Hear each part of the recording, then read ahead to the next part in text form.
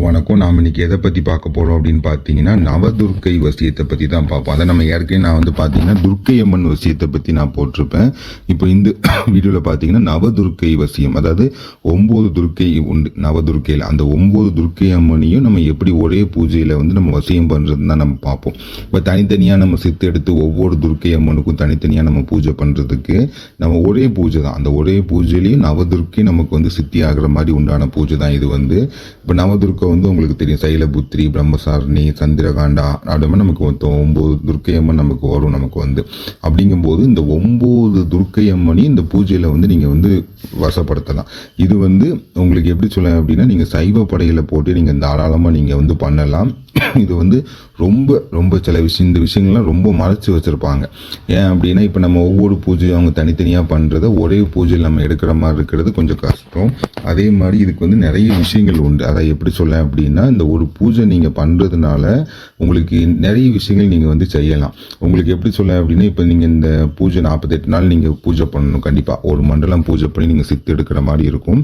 இந்த பூஜை சைவ படையல் தான், நம்ம அசைவெல்லாம் எது போடணும் அவசியம் இல்லை. சைவ படையல் தான். நீங்கள் தாராளமாக வீட்டில் வச்சு நீங்கள் செய்யலாம். பூஜை ரூமில் வச்சு ஆண் பெண் 2 பேர் யாருனாலும் நீங்கள் செய்யலாம். அதை பற்றி நமக்கு எந்த ஒரு இதுவுமே கிடையாது. ஏன்னா இது நம்ம சைவ முறையில் வீட்டில் வச்சு நம்ம எடுக்கக்கூடிய பூஜை. இப்போ இந்த பூஜையை உங்களுக்கு எப்படி சொல்லணும்னா, இப்போ இந்த மந்திரம் சித்தியானதுக்கு அப்புறம் இந்த மந்திரத்தை நீங்கள் ஒரு எண்ணெயில் நீங்கள் ஜபம் பண்ணி அதை நம்ம கொடுத்தோம் அப்படின்னா, அவங்களுக்கு எப்படி அந்த எண்ணெயை இப்போ அவங்களுக்கு எங்கேயாவது ஒரு புண்ணு இருக்குது, அந்த புண்ணில் போடுதாங்க. அதே மாதிரி ஏதாவது ஒரு உடம்புல ஏதாவது கொஞ்சம் தீப்பட்ட வியாதி இருக்குது, அதில் அந்த எண்ணெயை போடுதாங்கன்னா சரியாகும். இந்த நவதுர்க்கை பூஜை நீங்கள் சித்தி எடுத்ததுக்கு அப்புறம் அந்த மந்திரத்தை நீங்கள் எண்ணெயில் பூஜை பண்ணி கொடுத்தீங்கன்னா, இப்போ அதே மந்திரத்தை தண்ணியில் நீங்கள் பூஜை பண்ணி கொடுத்தீங்க அப்படின்னா அது ஒரு விஷயமா நமக்கு எப்படி சொல்ல அப்படின்னா, உங்களுக்கு இப்போ சில தோல் வியாதிகள் மாதிரி இருக்குது, அந்த மாதிரி உடம்புல அவங்க தண்ணியை தேய்க்கும் போது சரியாகும். இந்த பூஜையோட பலனை நான் சொல்கிறேன். நீங்கள் சித்தி எடுத்தீங்கன்னா என்னென்ன நடக்கும் அப்படின்ட்டு. அதே மாதிரி நம்ம மஞ்சளில் நீங்கள் இதை நீங்கள் பூஜை பண்ணி நீங்கள் எடுத்து கொடுத்தீங்க, நம்ம அவங்கள்ட்ட கொடுத்தீங்க அப்படின்னா அவங்களுக்கு இப்போ சில பிள்ளைங்க பார்த்தீங்கன்னா ஏஜ் ஆகிருக்கும், அது கொஞ்சம் வயசு ஆகிருக்கும், ஆனால் அந்த ஏஜ் அட்டன் ஆகாமல் இருப்பாங்க. அதாவது அவங்களுக்கு அந்த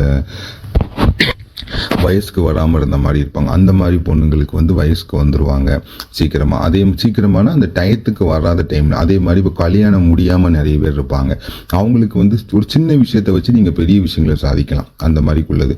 திருப்பி இதே மாதிரி இதில் சில விஷயங்கள் மற்ற இந்த மாதிரி இந்த வெண்ணெயில் பூஜை பண்ணி கொடுத்தா நமக்கு ஒரு விஷயம் உண்டு. அதே மாதிரி பார்த்தீங்கன்னா விபூதியில் கொடுத்தீங்கன்னா சில விஷயங்கள் நீங்கள் எந்த விஷயத்தில் அந்த மந்திரத்தை நீங்கள் ஜபம் பண்ணி கொடுக்கீங்களோ அதுக்கு ஏற்றபடி அது நமக்கு உங்களுக்கு நல்ல பலன் கொடுக்கும். அதே மாதிரி இப்போ இந்த எந்திரம் நீங்கள் உங்களுக்கு ரொம்ப சூட்சமாக மறைச்சி வச்சுருக்கோம் இந்த எந்திரத்தை.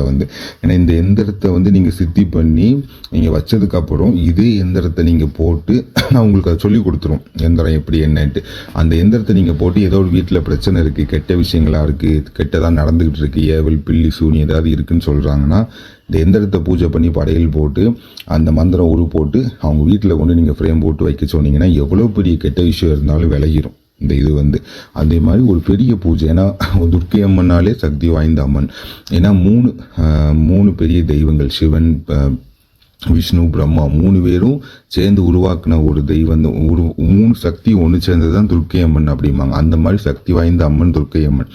அதில் நவதுர்க்கை 9 துர்க்கையும் அதில் நமக்கு அடங்குதுன்னா எவ்வளோ ஒரு சக்தி வாய்ந்த பூஜை நீங்கள் யோசிச்சு பாருங்க. அவ்வளோ இதாக இருக்கும். அதே மாதிரி இதுக்கு நீங்கள் படையல் அப்படின்னு பார்த்தீங்கன்னா பால், பழம், சக்கரை பொங்கல் வச்சுட்டு தேன் இந்த மாதிரி நீங்கள் வச்சு நீங்கள் பூஜை பண்ணணும். இதுக்கு சைவ படையல் தான். அதே மாதிரி நீங்கள் நார்மலாக தேங்காய் உடைச்சி நீங்கள் தூப தீபம் எல்லாமே காட்டி நீங்கள் இந்த மந்திரத்தை குறைஞ்சது 108 சொல்லணும் ஒரு நாளைக்கு, அதிகபட்சம் 1008 நீங்கள் சொல்லணும். சொன்னீங்க அப்படின்னா கண்டிப்பாக உங்களுக்கு சித்தி ஆகும். நீங்கள் நினச்சது எல்லாமே நடக்கும். அடுத்தவங்களுக்கு நீங்கள் எல்லாமே நீங்கள் செஞ்சு கொடுக்கலாம். அந்த மாதிரி ஒரு பெரிய பூஜை அந்த நவதுர்க்கை பூஜை. இதை நீங்கள் தேவைப்படுறவங்க நீங்கள் தொடர்பு கொண்டு பேசுங்க. இதுக்கு உண்டான எந்திரம், இதுக்கு உண்டான தாயத்து, இதுக்கு உண்டான மை எல்லாமே உங்களுக்கு ரெடி பண்ணி கொடுத்து எப்படி பூஜை பண்ணணும். அதே மாதிரி இந்த நவதுர்க்கை உண்டான எந்திரத்தை எப்படி நீங்கள் வரையணும், இதை நான் இப்போ உங்களோட ஆரம்பத்தில் சொல்லியிருப்பேன். ஒவ்வொரு விஷயத்தில் நீங்கள் பூஜை பண்ணி கொடுத்தீங்கன்னா எப்படி இருக்கும், அதாவது எண்ணெயில் பூஜை பண்ணால் எப்படி இருக்கும், தண்ணியில் பூஜை பண்ணால் எப்படி இருக்கும், அப்படி சொல்லியிருப்பேன். அதெல்லாம் நீங்கள் எப்படி பண்ணணும் எல்லாம் சொல்லி கொடுத்துருவேன். அதாவது இப்போ நீங்கள் வந்து சில பேர் நிறைய ஒரு உபாசனை எடுக்காங்க, எடுத்ததுக்கப்புறம் தெய்வத்தை வச்சு என்ன பண்ணணும் உங்களுக்கு தெரிய மாட்டேங்குது, பிரயோகம் பண்ண தெரிய மாட்டேங்குது.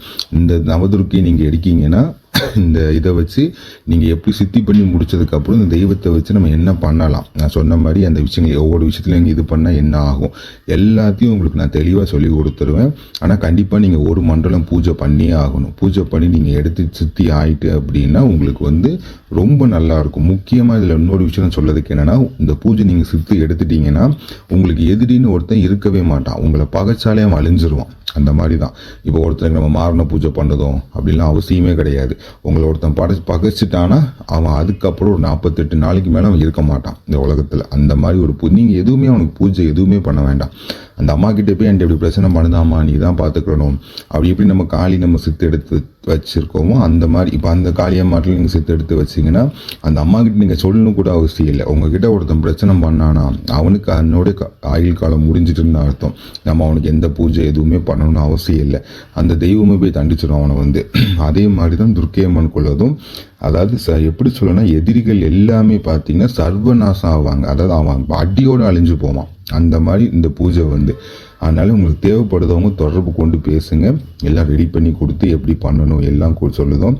அதே மாதிரி நீங்கள் பண்ணிங்கன்னா எல்லாம் நல்லபடியாக நடக்கும். தேவைப்படுறவங்க தொடர்பு கொண்டு பேசுங்க. நன்றி.